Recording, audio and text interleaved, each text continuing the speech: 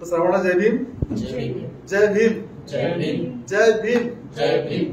तर करुणा के महासागर विश्ववंदनीय तथागत भगवान बुद्ध, आपल्या सर्वांचे प्राणदाते, या प्रबुद्ध भारताचे निर्माते, भारतीय राज्यघटनेचे शिल्पकार, विश्वरत्न बोधचित्र डॉक्टर बाबासाहेब आंबेडकर आणि तिरंत बौद्ध संघाचे संस्थापक पूज्य भंते वगैरे संघरक्षक यांच्या विचारांशी सुसंगत राहून आजच्या या साप्ताहिक धर्म प्रशिक्षण वर्गामध्ये आपण सर्वांचं स्वागत. सर्वांना पुन्हा एकदा नमोबुद्धाय, जय भीम. आणि त्याचबरोबर आपल्या सर्वांना आजच्या मार्गशीर्ष पौर्णिमेच्या मंगलमय शुभेच्छा, नाही काय. तर हा महिना कोणता महिना आहे, कोण सांगेल? हा महिना कोणता आहे?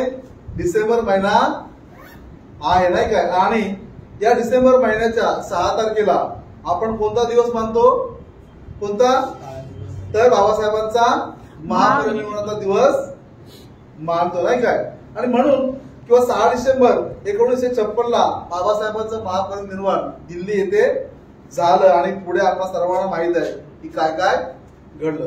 तर हा महिना आपल्या सर्वांचे महान आदर्श डॉक्टर बाबासाहेब आंबेडकर यांचा महापरिनिर्वाणाचा महिना आहे. आणि निश्चितच आपण सर्वजण 6 डिसेंबर या दिवशी दादर येथे चैत्यभूमीला जाऊन बाबासाहेबांना अभिवादन केलेलं असं की आपण करतो, नाही का. आणि बाबासाहेबांच्या जीवनाला, संघर्षमय जीवनाला अंतःकरणपूर्ण जाणण्याचा प्रयत्न करतो, नाही काय.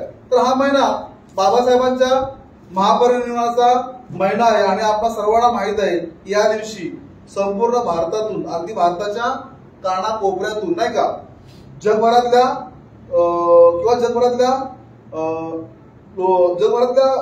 जगभरातून बाबासाहेबांचे अनुयायी आपल्या लाडक्या नेत्याला किंवा बाबासाहेबांचे अनुयायी म्हणून, नाही काय, अभिवादन करण्यासाठी मुंबईला येत असतात, नाही काय. मी विचार करतो की एवढी लाखो लोक जगभरातून आपल्या लाडक्या नेत्याला अभिवादन करण्यासाठी येतात. असं काय आहे की एवढ्या मोठ्या संख्येने बाबासाहेबांचे अनुयायी दरवर्षी त्यांना अभिवादन करण्यासाठी येतात? असं काय आहे की एवढ्या मोठ्या संख्येने बाबासाहेबांचे अनुयायी गेली 68 वर्ष सातत्याने त्यांना अभिवादन करण्यासाठी येतात? 6 डिसेंबर 1956 या दिवशी बाबासाहेबांचं महापरिनिर्वाण झालं असलं तरी आजही एवढ्या मोठ्या संख्येने त्यांना अभिवादन करण्यासाठी लोक येत आहेत, नाही काय. तर बाबासाहेबांची जयंती असो, धम्मचक्र अनुप्रवर्तन दिन असो किंवा बाबासाहेबांचा महापरिनिर्वाण दिन असो, बाबासाहेबांचे अनुयायी हे काय अंधश्रद्धा म्हणून, कोणतं कर्मकांड म्हणून या दिवसाच्या निमित्ताने केवळ पूजा वंदन करण्यासाठी येत नाहीत, तर बाबासाहेबांच्या विचारांची लयलूट करण्यासाठी, विचारांची आदान प्रदान करण्यासाठी, बाबासाहेबांचं जीवन किती सखोल होतं आणि त्यांनी आपल्याला काय दिलं आहे, नाही काय, त्याची जाणीव करून घेण्यासाठी लोक येत असतात, नाही काय. आणि नुकतंच हा महिना बाबासाहेबांच्या महापरिनिर्वाणाचा महिना आहे. आणि म्हणून त्यांचे अनुयायी 6 डिसेंबर या दिवशी येत नाहीत. तर बाबासाहेबांनी आमच्या जीवनाला घडवण्यासाठी जो काही लढा, जो काही संघर्ष इथल्या वर्ण व्यवस्थेसोबत केला, नाही काय, त्याची जाणीव ठेवून त्या संघर्षाला जाणून घेण्यासाठी बाबासाहेबांचे अनुयायी येत असतात. जेव्हा बाबासाहेबांचे अनुयायी पुन्हा 6 डिसेंबर झाल्यानंतर किंवा मुंबई दादर येथून पुन्हा जेव्हा घरी जातात तेव्हा काय घेऊन जातात, तेच आपण आज खऱ्या अर्थाने पाहण्याचा प्रयत्न करणार आहोत. तर आपला प्रवचनाचा विषय काय आहे? बाबासाहेब आंबेडकरांचे 3 गुरु आणि 3 उपास्य दैवत. कोण आहे बाबासाहेबांचे गुरु? कोण सांगेल? कोण सांगू शकतं? गुड.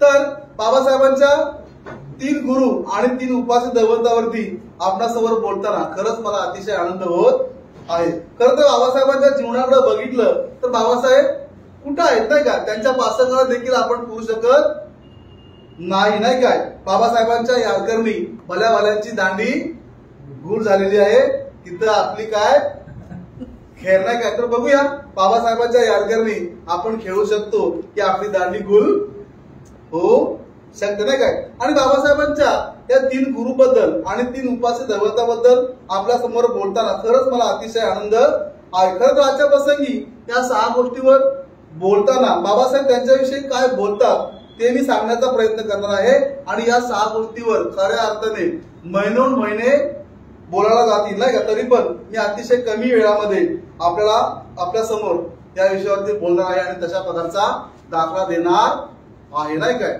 28 ऑक्टोबर 1954 ला पुरंदरे स्टेडियमवर बाबासाहेबांचा अनुयायांनी बाबासाहेबांचा सत्कार समारंभ आयोजित केलेला होता आणि त्या प्रसंगी प्रथमच बाबासाहेब आपल्या अनुयायांना उद्देशून बोलताना असं म्हणतात की जसे इतरांना गुरु असतात तसे मलाही गुरु आहेत. काय म्हणतात बाबासाहेब, जसे इतरांना गुरु असतात तसे मलाही काय आहेत, गुरु आहेत. आणि जशी इतरांची दैवत असतात तशी मलाही दैवत आहेत नाही का. बाबासाहेब फार विनोदी होते. आपल्या भाषाशैलीमध्ये बोलताना ते असं म्हणतात की जशी इतरांची दैवत ही मर्याई आणि खंडोबा आहेत तशी मलाही माझी ही दैवत आहेत. अर्थात बाबासाहेबांची दैवत ही काही मर्याई आणि खंडोबा असणार नाही. ती कोणती असणार आहेत ती आपण थोड्या वेळाने पाहणार आहोत. परंतु या सत्कार समारंभामध्ये आपल्या अनुयायांना सांगताना ते असं म्हणतात की जसे इतरांना गुरु असतात तसे मलाही गुरु आहेत आणि मी काही साधू नाही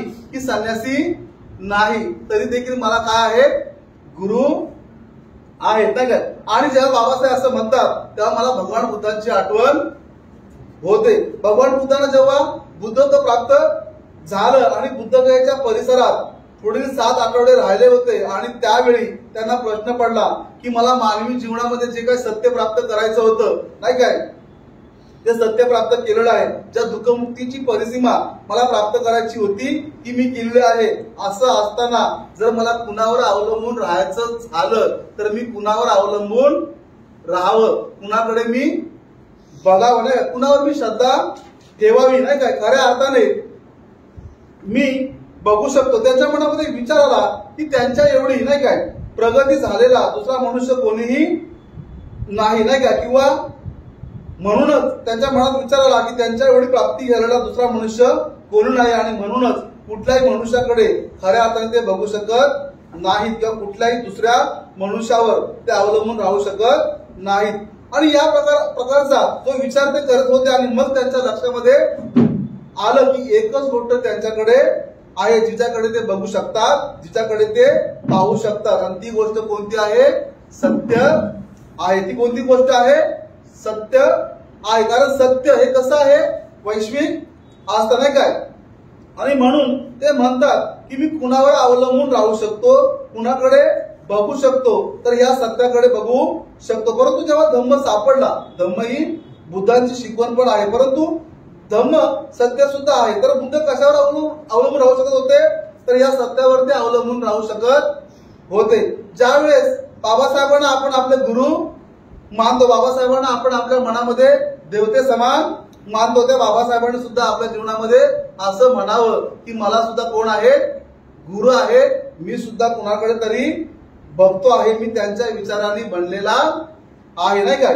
ही खूप महत्वाची गोष्ट आहे नाही काय. एकदा का मनुष्य सर्वसामान्य जीवनामध्ये मोठा झाला की तो कोणाला क्रेडिट द्यायला धजावत नाही. परंतु बाबासाहेबांसारखं स्पष्ट व्यक्तिमत अगदी त्यांच्या वयाच्या 65व्या वर्षी म्हणजे 1954 ला नाही काय, ते असं म्हणतात की माझे 3 गुरु आहेत आणि माझे 3 उपास्य दैवत आहेत. आणि ते पुढे म्हणतात की माझे पहिले गुरु, माझे श्रेष्ठ गुरु, पहिले गुरु कोण आहे, भगवान बुद्ध आहेत नाही काय. आणि बुद्धाबद्दल बोलताना ते म्हणतात की नुकतीच मी मॅट्रिकची परीक्षा पास झालो होतो. काय होतं बाबासाहेब, की नुकतीच मी मॅट्रिकची परीक्षा पास झालो होतो आणि आमच्या चाळीतील, आमच्या वस्तीतील लोकांनी काय ठरवलं की या मुलाचा सत्कार करायला पाहिजे किंवा या मुलाचा सत्कार व्हावा नाही काय. परंतु माझ्या वडिलांना, बाबासाहेब असं म्हणतात आपल्या लोकांना की माझ्या वडिलांना असं वाटायचं की उगीच मुलांचा सत्कार करू नाही. बाबासाहेब असं म्हणतात की माझ्या वडिलांना असं वाटायचं की अशा प्रकारे मुलांचा सत्कार समारंभ केला तर मुलांना पुढारी झाल्यासारखं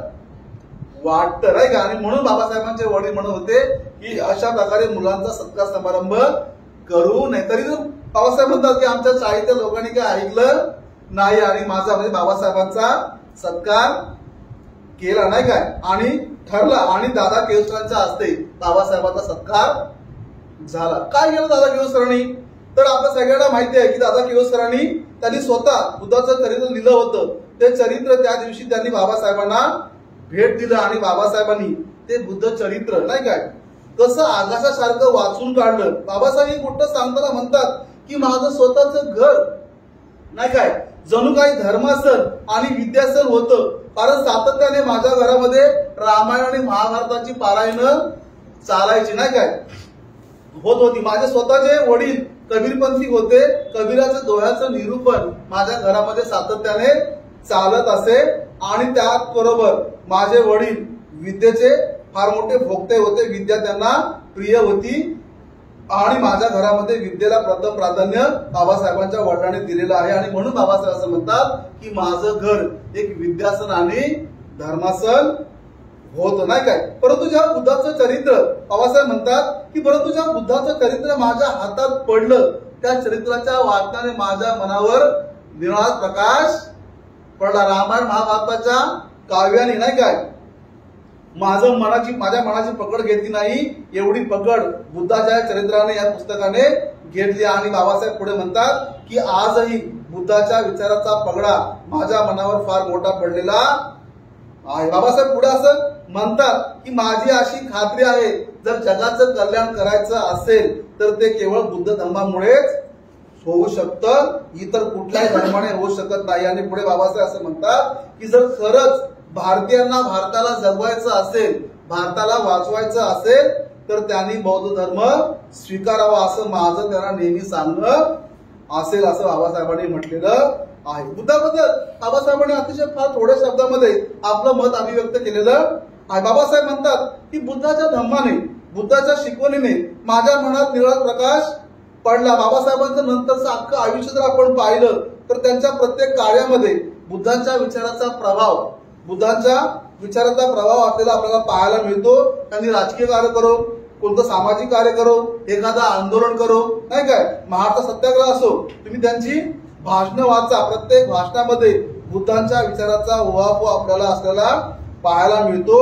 महाराष्ट्र सत्याग्रहामध्ये त्यांनी आपल्या उघड्या नागड्या लोकांसमोर कोणता संदेश दिला ही खूप महत्वाची गोष्ट आहे नाही काय. खूप मोठा संदेश त्यांनी दिला, पण त्यांनी त्या ठिकाणी आपल्या लोकांना एक महत्वाची गोष्ट म्हणजे बुद्धाचं तत्वज्ञान त्यामध्ये झळकलं, त्या ठिकाणी दिलं. त्यामध्ये बाबासाहेब असं म्हणतात की जोपर्यंत आचार विचार आणि उच्चार यांची शुद्धी होत नाही तोपर्यंत समाजामध्ये जागृतीचे अथवा प्रगतीचे बीज रुजू शकत. असं म्हणतात की जोपर्यंत आचार विचार आणि उच्चार यांची शुद्धी होत नाही तोपर्यंत समाजामध्ये प्रगतीचे किंवा जागृतीचे बीज रुजू शकत नाही. आपल्या उघड्या नागड्या लोकांसमोर नाही काय ज्यांना अजून बाबासाहेब काय करतात हे माहीत नाही, एक हात फक्त पाण्याला स्पर्श करायचा आहे. बंधूने इथे या एका हाकेवर बाबासाहेबांचे अनुयायी तिथे पोचले होते. काय करणार काय सांगणार माहीत नाही. आपला नेता आपल्याला काही देऊ इच्छितो, आपल्या जीवनात काहीतरी आणू इच्छितो, ही श्रद्धा खऱ्या अर्थाने त्यांच्या मनामध्ये होती. या श्रद्धेने बाबासाहेब जे सांगतील ते हृदयाचे कान करून ऐकायची त्यांची तयारी होती. बाबासाहेबांनी दुसरं काही न सांगता केवळ अशाही अवस्थेत जर खऱ्या अर्थाने क्रांती करायची असेल तर तुम्हाला आचार विचार आणि उच्चारांची शुद्धी केली पाहिजे. ही खूप महत्वाची गोष्ट बाबासाहेबांनी त्यावेळी आपल्या लोकांना सांगितलेली आहे. कुठल्या प्रकारचं भडकाऊ भाषण त्यांनी केलं नाही, कुठल्या प्रकारची चिथावणीखोर गोष्ट त्यांनी केली नव्हती. तर खऱ्या अर्थाने क्रांतीचं बीज कशामध्ये आहे त्या बुद्धाच्या तत्वज्ञानामध्ये आहे. या आपल्या लोकांना सांगूनच त्यांनी आपल्या कार्याला काय केलेलं आहे सुरुवात केलेली आहे. अख्खं आयुष्य बाबासाहेबांनी त्या बुद्धाच्या तत्वज्ञानाला समर्पित केलेलं आहे आणि हे आपल्याला पाहायला मिळतं. आणि त्याचा शेवट आपल्या सगळ्यांना माहिती आहे की बुद्धं शरणं गच्छामी, धम्मं शरणं गच्छामी आणि संघं गच्छामी. म्हणूनच बाबासाहेबांनी ज्या बुद्धाला आपले गुरु मानलं होतं त्याच्या धम्माला त्या गुरुला सुद्धा बाबासाहेबांनी स्वतःला काय केलेलं आहे समर्पित केलं होतं. कधी 14 ऑक्टोबर 1956. तोपर्यंत बाबासाहेबांच्या असणाऱ्या मानव मुक्तीच्या कार्याला त्यांनी शिखर बिंदू पर्यंत आणून ठेवलेलं होतं. या जगामध्ये पुन्हा एकदा मानव मुक्तीचा धर्म त्यांनी जगाला प्राप्त करून दिला होता. अशा प्रकारे बाबासाहेब सातत्याने बुद्धाच्या संपर्कात असलेलं आपल्याला पाहायला मिळतं नाही काय. बाबासाहेबांचं दुसऱ्या दिवशीचं तुम्ही भाषण ऐका नाही काय, हीच गोष्ट दाखवते की बाबासाहेब इतर कोणत्याही गोष्टीपेक्षा बुद्ध धर्म त्यांना किती प्रिय होता. 15 ऑक्टोबर 1956 ते आपल्या कार्यकर्त्यांसोबत बोलताना ते बोलत होते आणि बोलता बोलता ते आपल्या कार्यकर्त्यांना म्हणाले की एकंदर मला असं दिसतं की तुम्हाला राजकारण जास्त प्रिय आहे, तुम्हाला राजकारणात जास्त रुची आहे, परंतु माझं तसं नाही, मला धर्म जास्त प्रिय आहे आणि इथून पुढं माझं जीवन मी त्याच्यासाठीच वेचणार. हे माझं वाक्य नाही, बाबासाहेबांचं वाक्य आहे, तुम्ही तपासून शोधू शकता. इतकं समर्पित जीवन बुद्धाबद्दल बाबासाहेबांचं होतं. बुद्धाला बुद्धत्व प्राप्ती झाल्यानंतर लागली जगाचं दुःख नाहीसं करण्याचं तत्वज्ञान बुद्धाच्या हाती आलं होतं. परंतु या पहिल्या 5 आठवड्यामध्ये जगातील सर्वात महान क्रांतीची सुरुवात बुद्धाने तिथेच बुद्धगयेत केलेली होती. त्या 5 प्रवाचकांना अजून ते भेटायचे होते. धम्माची सुरुवात खऱ्या अर्थाने व्हायची होती. असं होण्या अगोदर बुद्धाने महान सामाजिक क्रांतीचा संदेश तिथेच बुद्धगयेत असताना दिलेला होता. बुद्धगयेत जेव्हा बुद्ध होते तेव्हा तिथे एक हुमुक नावाचा ब्राह्मण आला. हुमुक म्हणजे काय थोडक्यात सांगतो मी. हुमुक म्हणजे आपण म्हणतो का अशी लोक, हो हो मला माहिती आहे, हो हो माहिती आहे असं म्हणणाऱ्या लोकांना हुमुक म्हटलं आहे. अर्थात मी ज्येष्ठ धर्माचार्य या गोष्टीचं हे केलेलं आहे स्पष्टीकरण. तर हुमुक नावाचा ब्राह्मण तेथे आला आणि त्याने बुद्धाला प्रश्न केला. काय प्रश्न केला की ब्राह्मण कसा होतो, आणि त्या ठिकाणी नाही काय केलेलं आहे भगवान बुद्धाने त्या क्षणी उत्तर दिलेलं आहे. त्या सामाजिक क्रांतीची बीज आपल्याला पाहायला मिळतात. नाही काय बुद्ध असं म्हणतात की ब्राह्मण जन्माने होत नसतो, तो कर्माने ब्राह्मण होतो. पालीमध्ये थोडस मला माहिती आहे, ना जज्जा होती कमनो ना जज्जा होती बामनो, असं त्या पालीमध्ये पुढे आहे. तर भगवान बुद्ध असं म्हणतात की जन्माने ब्राह्मण होत नसतो, तो कर्माने ब्राह्मण होत असतो. बुद्धाने तथाकथित त्यावेळेच्या सामाजिक जी काही परंपरा होती, सामाजिक जी काही रूढी होती, चातुर्वर्ण्य होता, त्याला त्या ठिकाणी छेद दिलेलं पाहायला मिळतो. आजही बुद्धाचा जो निर्धार आहे त्याच्यामध्ये सामाजिक तत्वज्ञान आहे. हे सामाजिक तत्वज्ञान बुद्धाने त्या झाडाखाली दिलेलं होतं. तिथेच हा सुंदर अशोक स्तंभ अगदी बुद्धाच्या बुद्धगयेच्या विहारासमोर आपल्याला पाहायला मिळतो. ते झाड सम्राट अशोकाने निग्रोध वृक्ष म्हणून सुंदर असा स्तंभ अशोकाने बनवलेला आहे आणि त्याची ती प्रचिती आहे की बुद्धाने सामाजिक क्रांतीची जणू काही सुरुवात केलेली आहे. अशा प्रकारे धम्माची सुरुवात मुळात सर्व प्रकारच्या जाती भेदाला तोडून बुद्धाने केलेली पाहायला मिळते. मग असा महान गुरु बाबासाहेबांचा गुरु असेल त्यात ते नवल ते काय ना काय. बाबासाहेबांचं अख्खं जीवन खऱ्या अर्थाने अशा प्रकारच्या गोष्टीसाठी समर्पित होतं. लोक म्हणतात की बाबासाहेबांच्या चळवळीचं ध्येय काय होतं. लोक असं म्हणतात की बाबासाहेबांच्या चळवळीचं ध्येय काय होतं. काय चळवळीचं ध्येय होतं.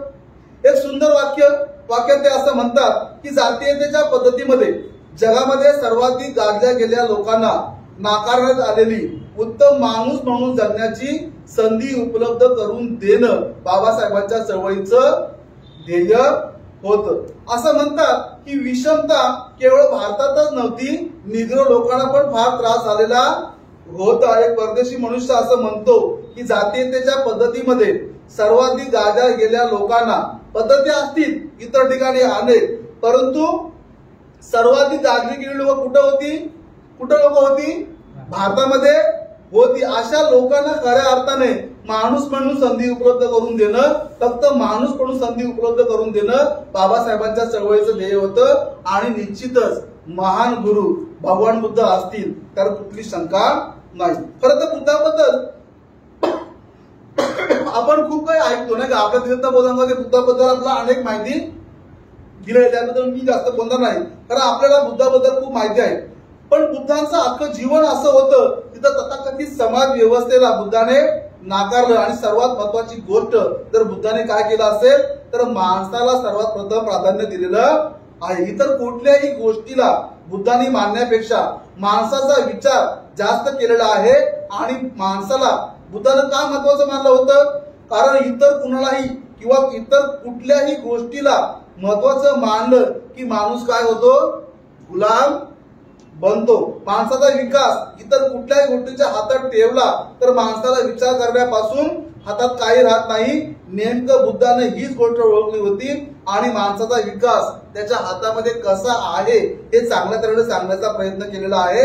आणि म्हणून कदाचित बाबासाहेबांना हे मानण्याची प्रेरणा मिळाली असेल की अस्पृश्यता हा हिंदू धर्माला लागलेला कलंक आहे असं मानत नाही तोपर्यंत ती दुनियाची जबाबदारी आपण घेऊ शकत नाही, कारण हिंदू धर्माला लागलेला कलंक मानला तर ती धुण्याची जबाबदारी आपण घेऊ शकत नाही. आणि हे जबाबदारीचं तत्व नाही काय जणू काही बाबासाहेबांना बुद्धांकडून अशा प्रकारे मिळालेलं असणार, यात नवलते काय नाही काय.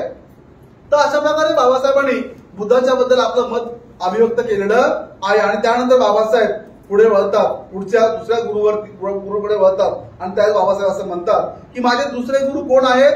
संत कबीर आहेत नाही काय. बाबासाहेबांनी सुरुवातीला म्हटलं आहे की माझे वडील कबीरपंथी होते आणि कबीराचे दोहे सातत्याने त्यांच्या घरामध्ये चालायचे. आपल्या सगळ्यांना माहिती आहे की बाबासाहेबांचा चित्रपट जबर पडला नाही का, चित्रपट नवीन निघाला त्यावेळेस नाही काय, डॉक्टर बाबासाहेब आंबेडकर.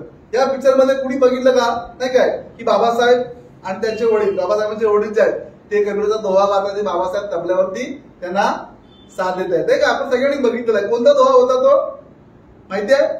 कबीरा कहे जग अंधा, अंधे जैसी गाय की बछड़ा तासो मर गया झूठी जाम चंदा. बुद्धाने काय सांगितलं? पहिल्या प्रकरण आपण जर वाचलं बुद्धाच्या धर्मग्रंथामध्ये विशुद्धी मार्गाचं, बुद्ध काय म्हणतात की जग हे काय आहे? अंधार कोठडी आहे आणि माणूस काय आहे? त्या अंधार कोठडीमध्ये बंद आहे का, किंवा एक कैदी आहे नाही काय. तसंच कबीराला हे सांगायचं आहे नाही काय. आणि म्हणून आपण कबीराने आपलं तत्वज्ञान जे आहे, मानवी तत्वज्ञान आपल्या दोह्याच्या माध्यमातून दिलेलं आपल्याला पाहायला मिळतं. बाबासाहेब असं म्हणतात की कबीराला खऱ्या अर्थाने बुद्धाच्या तत्वज्ञानाचं सार कळालेलं होतं. बुद्धाच्या तत्वज्ञानाचं रोचक कबीराला कळालं होतं. अशा वाक्यात बाबासाहेबांनी कबीराबद्दल आपलं मत व्यक्त केलेलं आपल्याला पाहायला मिळतं. खरोखर कबीराच्या आयुष्याबद्दल आपण जर पाहण्याचा विचार केला, प्रयत्न केला तर हा असा मुलगा होता जो निया आणि मुन्ना नावाच्या मुस्लिम आणि शिंपी कुटुंबियांना सापडला होता आणि त्यांनी त्याचा सांभाळ केलेला होता. पती पत्नी म्हणून जरी ते मुस्लिम आणि शिंपी होते आणि अशा प्रकारच्या कुटुंबात कबीराचा सांभाळ झाला असला तरी त्यांना कट्टर मुस्लिम जो धर्मवाद आहे आणि कट्टर हिंदू धर्मवाद जो आहे त्याला कबीराने आपल्या दोह्याच्या माध्यमातून त्यावेळी विरोध केलेला आपल्याला पाहायला मिळतो. कबीराने सातत्याने या गोष्टीवर, अशा प्रकारच्या कट्टर हिंदूवादावर आणि कट्टर मुस्लिमवादावर सातत्याने पार केलेला पाहायला मिळतो आणि जातीयतेला नकार दिलेला पाहायला मिळतो आणि मानवातील समानतेला महत्व दिलेलं आपल्याला पाहायला मिळतं. एवढंच नव्हे तर कबीराने लोकांना सांगितलं की तुम्ही वेद आणि कुराण यांच्या मागे लागू नका, त्यामध्ये अडकून पडू नका. जर तुम्हाला सत्याचा मार्ग मिळवायचा असेल तर वेद आणि कुराण याला सोडून जो सरळ मार्ग आहे त्याचा तुम्ही अवलंब करण्याचा प्रयत्न करा. एवढी मोठी ताकद 16व्या शतकात 17व्या शतकाच्या अंतिम क्षणी, अंतिम मर्यादेला कुणी व्यक्त करणं साधी गोष्ट नव्हती. हिंदुस्थान त्यावेळी जर्जर होता. तत्कालीन समाज यंत्रणेत अशा प्रकारे व्यवस्थेमध्ये कबीराचं येणं आणि या समाज व्यवस्थेला हलवून टाकणं त्यावेळेस साधी गोष्ट नव्हती, परंतु कबीराने ही गोष्ट केलेली आपल्याला पाहायला मिळते. खरोखरच त्यावेळेच्या धर्मव्यवस्थेवर, समाज व्यवस्थेवर पार केलेला कबीराने पाहायला मिळतं आणि आपल्या दोह्याच्या माध्यमातून सातत्याने त्यांनी या गोष्टीवर प्रहार केलेला पाहायला मिळत आहे. किंवा जसं मी सांगितलं की कबीराला बुद्धाच्या बाबासाहेबांनी सांगितलं जसं की बुद्धाच्या तत्वज्ञानाचं रहस्य कबीराला कळालं होतं आणि दोह्याच्या माध्यमातून कसं कबीराला बुद्धाचं तत्वज्ञान कळालं होतं. एक परत एकदा आपण कबीराचा दोहा आजच्या प्रवचना निमित्तानं बघणार आहोत नाही काय. तर कबीर काय म्हणतो, आपल्या सगळ्यांचा दोहा हे होता लागू पडतो कबीराचे दोहे. तर कबीर असं म्हणता या दोह्यामध्ये की चलती चक्की देख कर, काय म्हणतो कबीर, चलती चक्की देख कर दिया कबीरा, चलती चक्की देख कर दिया कबीरा रोए, दुई पत्तन के बीच में साधू बचाना. चक्की काय आहे, जात आपण पाहतो नाही का, चलती चक्की.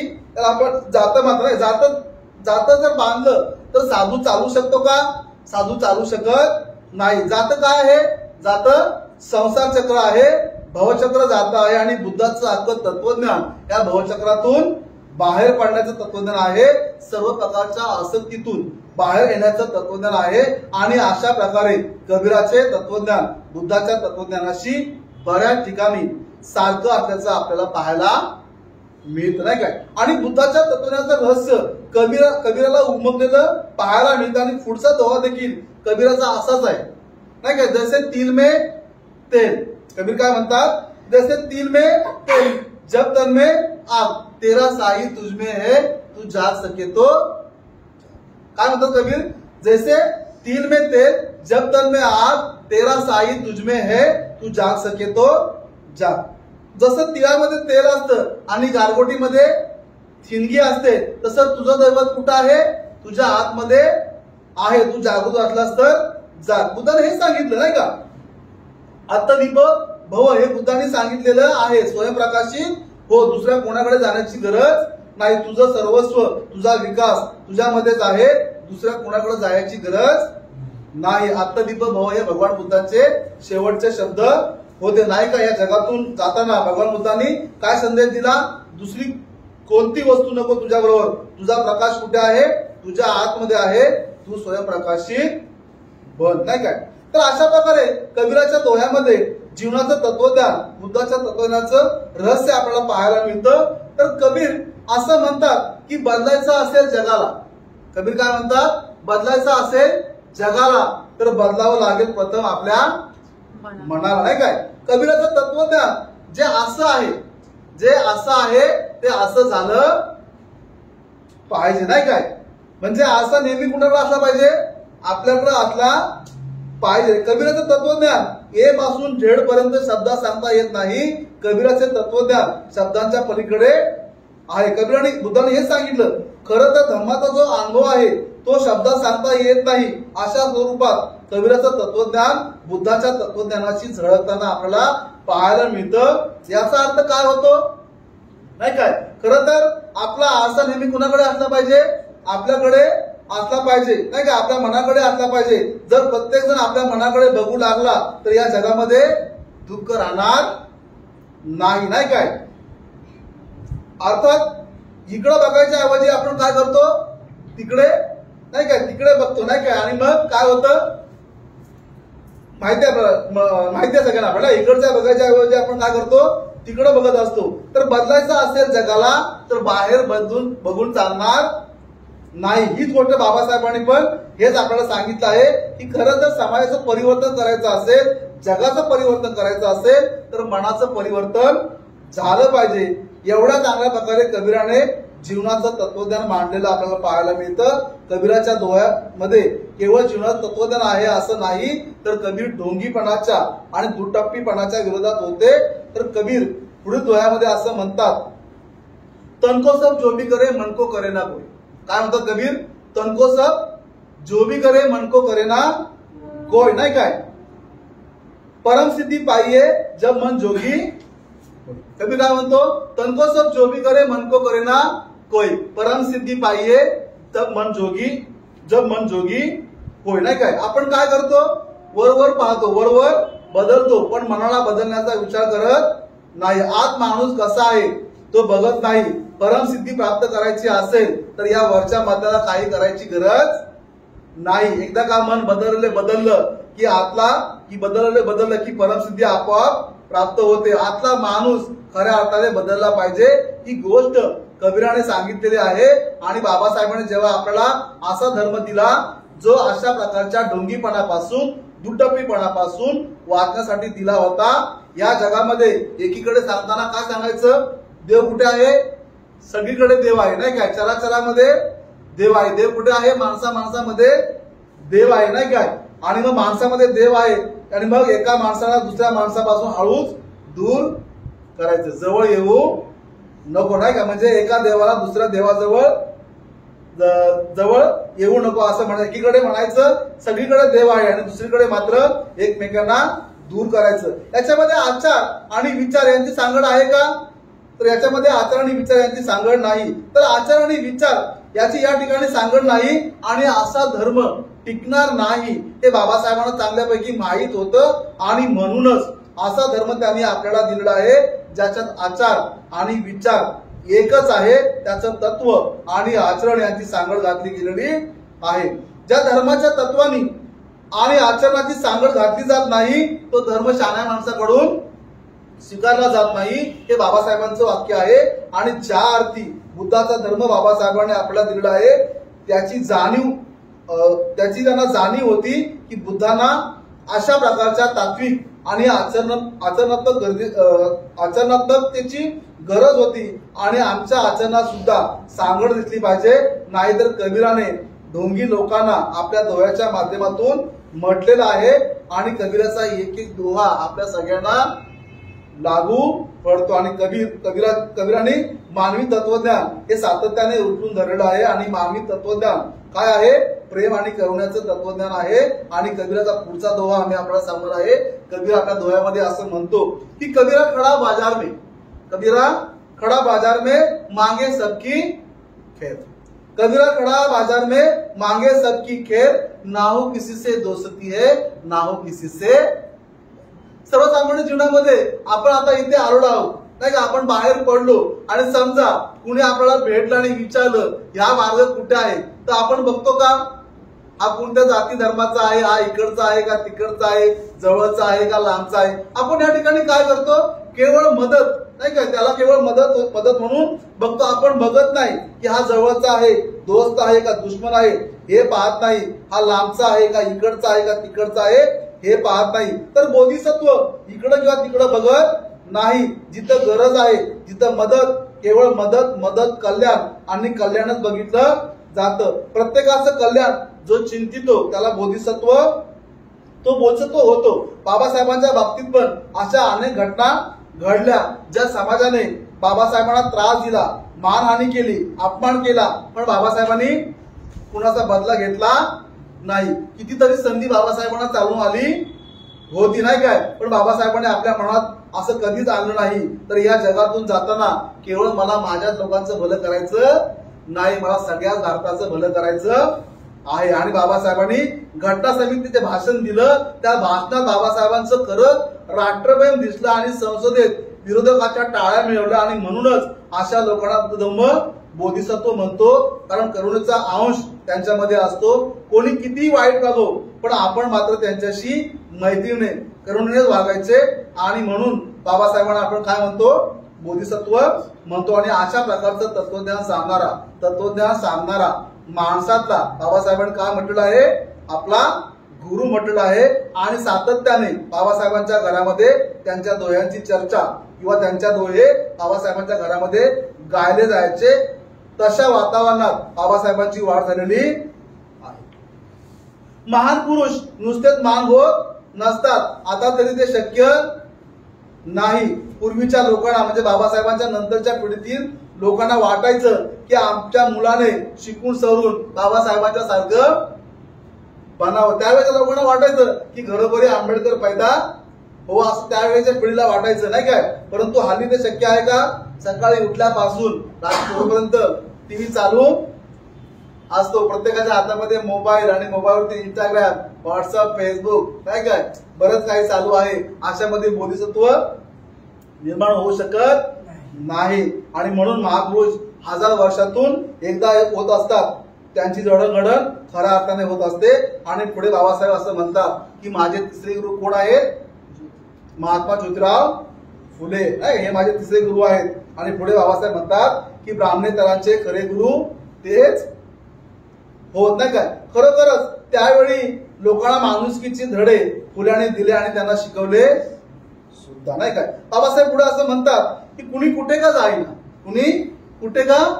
आम्ही मात्र ज्योतिबाच्या मार्गाने जाऊ. काय होता ज्योतिबाचा मार्ग? कोण सांगेल? ज्योतिबाचा मार्ग काय होता? ज्योतिबांना कोणत्या गोष्टीमध्ये रुची होती? त्यांना 2 गोष्टीमध्ये रुची होती. पहिली मानवता आणि दुसरी कोणती होती?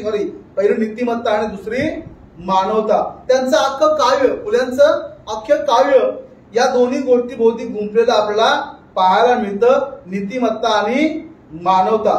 मानवतेसाठी जणू काही त्यांनी प्रयत्न केलेले पाहायला मिळतात. आणि जेव्हा त्यांच्या लक्षामध्ये आलं की इथली समाज व्यवस्था या मानवतेला विकसित करू देत नाही, तेव्हा ह्या प्रस्थापित व्यवस्थेला त्यांनी काय केलेलं आहे?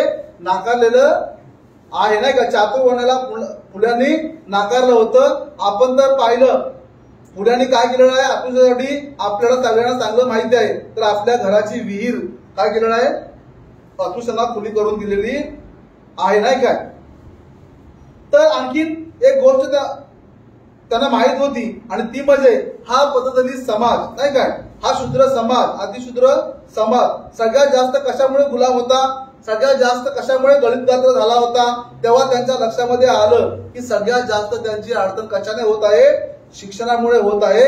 फुलांच्या लक्षात आलं की शिक्षणाशिवाय पर्याय नाही आणि म्हणून त्यांनी शिक्षणाला किंवा लोकांना शिक्षण द्यायला सुरुवात केली आणि आपली पत्नी, नाही काय, आपल्या पत्नीला शिकून त्यांनी मुलींसाठी पहिली शाळा सुरू केली. आज ज्या भगिनी आमच्या शिकून मोठ्या होतात, अनेक पदावर पोहोचतात, खास करून भारतीय वंशाच्या ज्या भगिनी आज परदेशात जाऊन नावलौकिक मिळवतात, त्यांनी सावित्रीबाईंना विसरून चालणार नाही. जो काही महिलांना मान सन्मान मिळत आहे तो केवळ या सावित्रीबाईंमुळे मिळत आहे. पण काही महिलांना याची कल्पना सुद्धा नाही. आणि हेच फुल्यांनी जाणलं होतं की जोपर्यंत माणसाच्या जीवनात शिक्षणाचा प्रकाश पडत नाही तोपर्यंत त्याच्या जीवनातील गुलामगिरी जाणार नाही. आणि म्हणून शिक्षणाने स्वतःमध्ये फार मोठं काम फुल्यांनी केलेलं आपल्याला पाहायला मिळतं. तसेच नुसतं शिक्षणाचं काम फुल्यांनी केलं नाही तर त्यांनी शेतकऱ्यासाठी पण काम केलेलं आहे. आपल्या सगळ्यांना माहिती आहे की शेतकऱ्यांचा आसूड हे फुल्यांनी लिहिलेलं पुस्तक आहे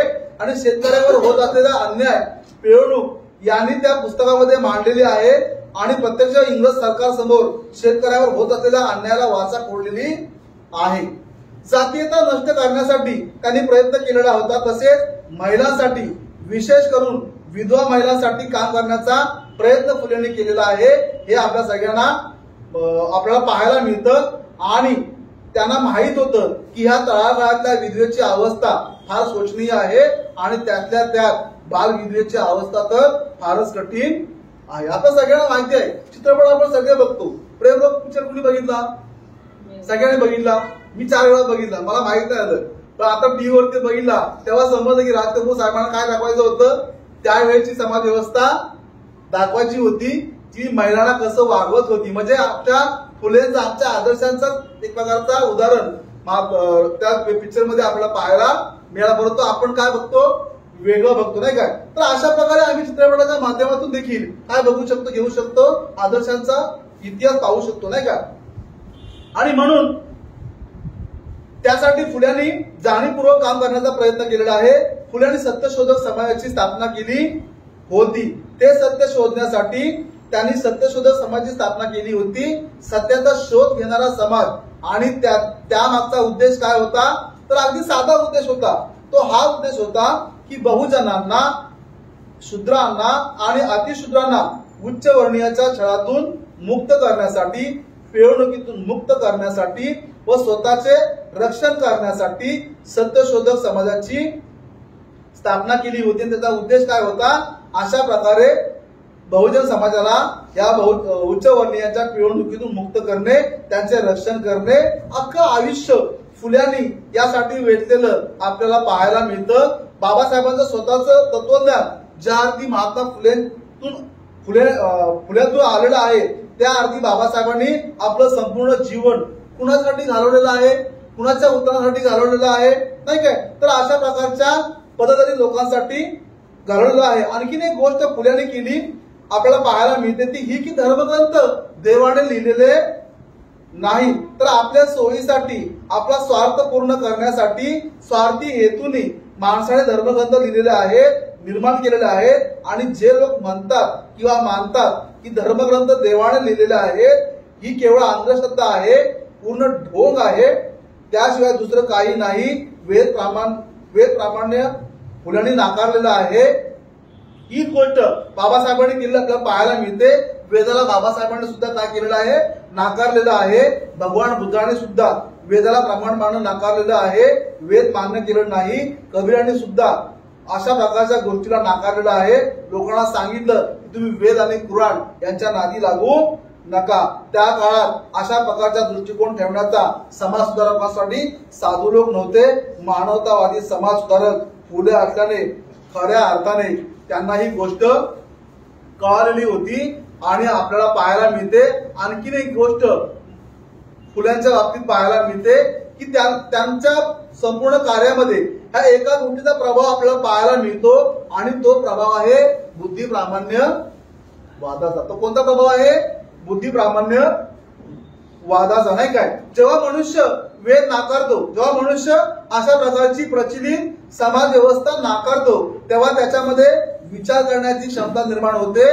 कारण विचार करण्याची क्षमता नसणं हीच मुळात अशा प्रकारच्या गोष्टींना लागून घेण्याचं कारण आहे. वेदना नाकारणं, मानणं म्हणजे काय? तर माणसाने विचार करायचा नाही. वेदना मानायचं म्हणजे काय? विचार करायचा नाही, प्रश्न विचारायचा नाही, नाही का? ही खूप महत्वाची गोष्ट सांगितली. आतापर्यंत आपल्या शिक्षणापासून आपल्याला दूर का ठेवलं? तर शिक्षण हे विचार करायला भाग पाडतं. बाबासाहेब सुद्धा म्हणतात की शिक्षण घेतलं की माणूस गुरगुरायला, कारण शिक्षण घ्यायला सुरुवात झाली की गुरगुर निर्माण होणार. आणि ही गुरगुर कशाची गुरगुर आहे? विचारांची गुरगुर आहे. आणि यासाठीच आपल्याला शिक्षणापासून वंचित ठेवलं होतं. फुल्यांचं संपूर्ण कार्य जे आहे ते बुद्धी प्रामाण्य वादावर आधारित आहे.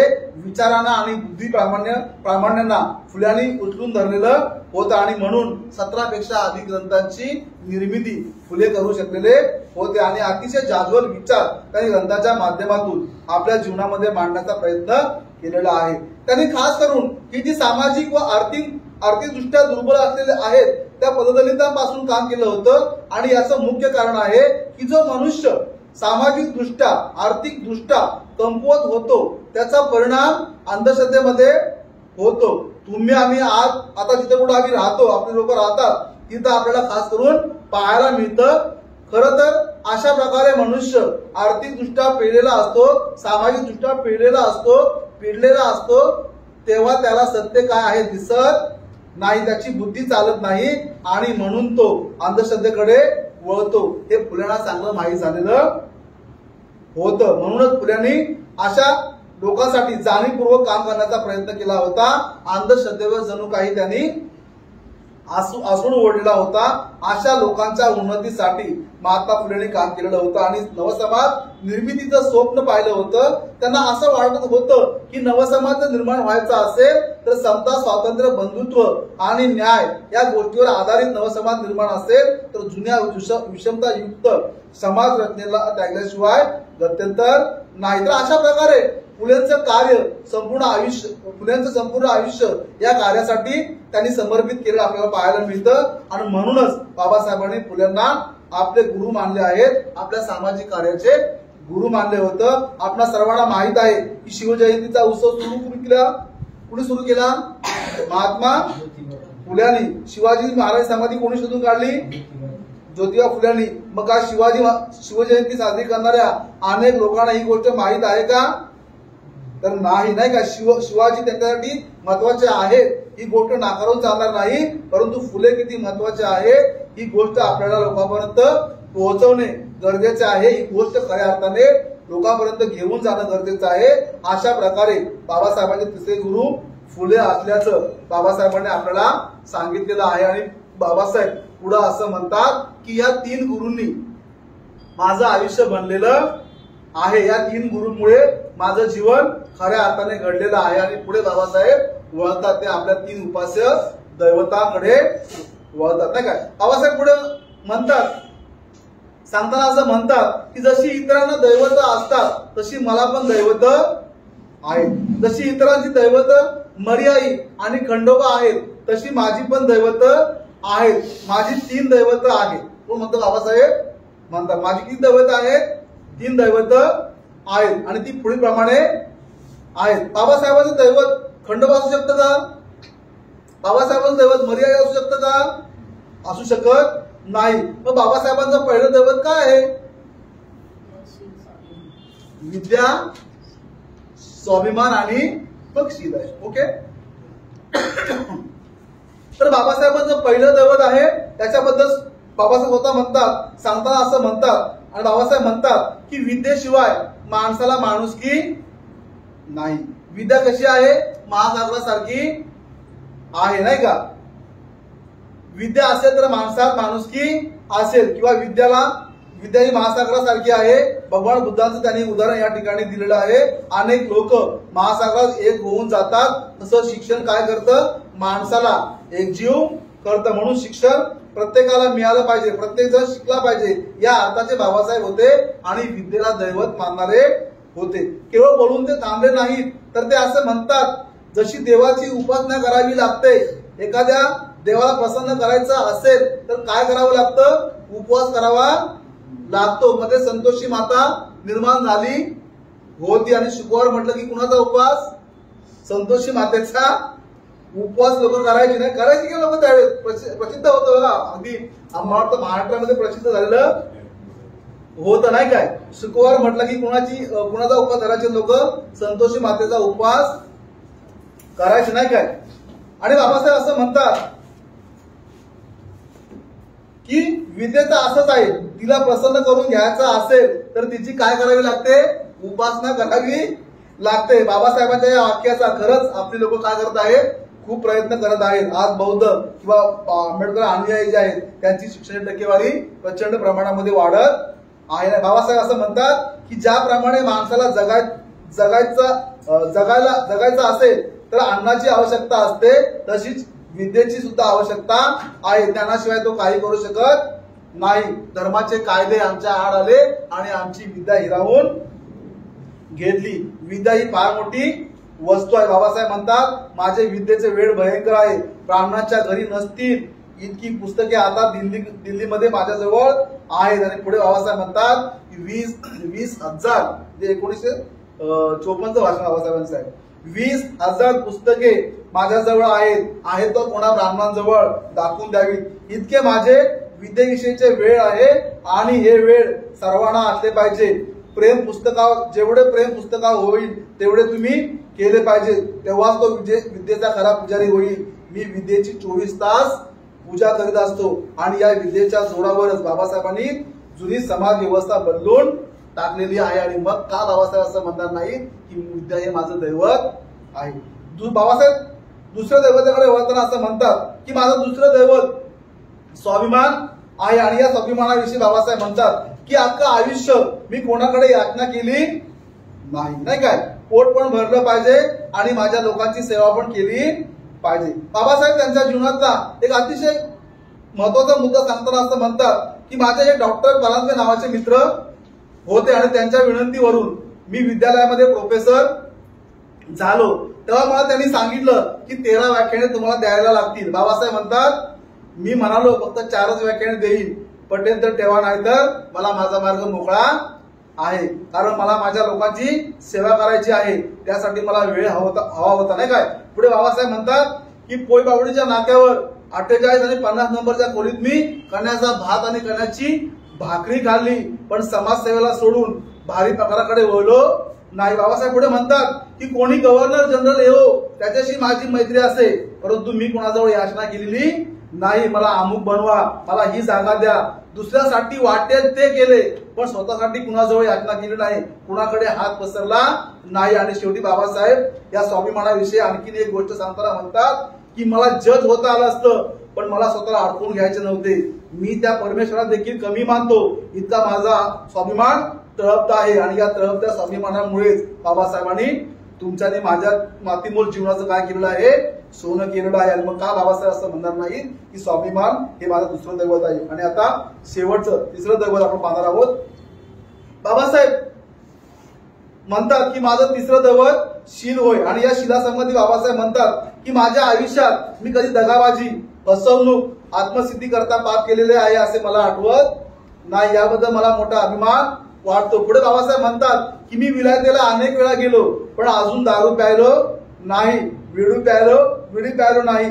पुस्तक आणि कपडा या गोष्टी मला अधिक प्रिय आहेत. शील संवर्धन हा माझा गुण माझ्यात मोठ्या प्रमाणामध्ये आहे, हे मला सांगायला फार अभिमान वाटतो. आणि शेवटी बाबासाहेब शिलासंबंधी सांगताना असं म्हणतात की शील हा जीवनाचा प्रारंभ आहे आणि शेवट आहे. शील हेच कल्याणाचे मूळ आहे. शिला समान्य जगात काही नाही. आणि बाबासाहेब शील संपन्न असल्यामुळेच आणि त्यांनी कोणाचा बदला घेतला नाही. भारतीय राज्यघटना ज्या बाबासाहेबांच्या हातामध्ये आली तेव्हा काय करायचं होतं? पेन चालवायचा होता नाही काय, परंतु बाबासाहेब शील संवर्धन होते. शिलाचरणी असल्यामुळे बाबासाहेबांनी कोणाचा बदला घेतला नाही. आणि म्हणून तुमचं आणि माझं काय झालेलं आहे? आयुष्य घडलेलं आहे. बाबासाहेब शिलाचरणी होते म्हणून त्यांनी आपल्याला भगवान बुद्धांचा धर्म दिला आणि तुमच्याने माझ्या मनातील अकुशलाला बदलायला भाग पडलं. बाबासाहेबला शिलाचारी नसते आणि जर मुसलमान धर्म घेतला असतं तर काय घडलं असतं? अवघड झालं असतं नाही काय. म्हणून बाबासाहेब शिलाला आपलं दैवत मानलं आहे. आणि अशा प्रकारे बाबासाहेब म्हणतात माझे 3 गुरु आणि 3 उपास्य दैवत आहेत. याचा मी बनलेला आहे, त्यांच्या विचाराचा मी बनलेला आहे. या पदाला मी पोहोचलो ते त्यांच्या शक्तीमुळे. मी मात्र केवळ कारण आहे. मी त्यांचा केवळ एक पुतळा आहे नाही काय. तेव्हा तुम्हीही त्यांचे अनुकरण करा. आणि सर्वात शेवटी बाबासाहेब या भाषणाचा समारोप करताना असं म्हणतात, आपल्या अनुयायांना उद्देशून म्हणतात की मी खरोखरच महार लोकांचा अतिशय ऋणी आहे. महार लोकांच्या बळावर मी हे करू शकलो नाही का. हा माझा 30 वर्षाचा अनुभव आहे. महार रणशूर आहेत, महार लढू शकतात, महार त्याग करू शकतात. इतर कोणतीही जात हे करू शकत नाही. आणि मी या जातीत जन्माला आलो याचा बाबासाहेब म्हणतात मला फार मोठा अभिमान वाटतो. आणि अशा प्रकारे बाबासाहेबांनी आपल्या 3 गुरूंबद्दल आणि 3 उपास्य दैवताबद्दल आपल्या अनुयायांना 1954 मुंबईच्या पुरंदर स्टेडियमवरती हा त्यांचा अनुभव तो सांगितलेला आहे. आणि अशा प्रकारे बाबासाहेब त्यांच्या 3 गुरु आणि 3 उपास्य दैवताबद्दल त्यांनी कसं घडलो ते आपण या ठिकाणी पाहिलेलं आहे. ऐकण्याचं मला जेवढं शक्य होईल तेवढं मी आपल्यासमोर सांगण्याचा प्रयत्न केलेला आहे. अर्थात काही पुस्तकांचे आधार घेऊन, काही ज्येष्ठ धर्मदारांचा प्रवचनाचा आधार घेऊन मी आपल्यासमोर ठेवण्याचा प्रयत्न केलेला आहे. माझ्या मनाचे मी काही सांगितलेलं नाही. केवळ जे मी उतरवलं होतं माझ्या शब्दामध्ये हे तुमच्या समोर मांडण्याचा प्रयत्न केलेला आहे. आणि आता शेवटी कबीराचा दोहा शेवटी म्हणतो आणि आपलं माझं या ठिकाणी लांबलेलं जे प्रवचन आहे ते संपवतो. तर कबीर आपल्या दोह्यामध्ये म्हणतात, कबीरा कहे कुछ उद्यम कीजिए, कबीरा कहे कुछ उद्यम कीजिए, आप खाए और आवरण को दीजिए. म्हणजे कबीर असं काय म्हणतात की आपण उद्योग पण करा आणि आपल्या उद्योगाचा फायदा स्वतःला पण करून घ्या आणि दुसऱ्याला पण करून घ्या नाही काय. स्वार्थ पण करा आणि परमार्थ पण साधा. प्रथम घर सांभाळा मात्र समाज कार्यालाही मदत करा. अशा प्रकारे कबीरांना या दोह्यातून सांगायचं आहे. तर आपण सगळ्यांनी मला ऐकून घेतलं, माझी ओळख करून देणारे माझे धर्मचारी मित्र शिवेंद्र यांचे आभार. आपण सगळे उपस्थित झालात त्याबद्दल मी आपल्या सगळ्यांचे आभार मानतो. नवी मुंबई केंद्र आणि माझ्यावर या वर्गाची जबाबदारी त्याबद्दल सगळ्यांनी त्यांचे देखील आभार मानतो. आणि पुन्हा एकदा सगळ्यांना जय हिंद.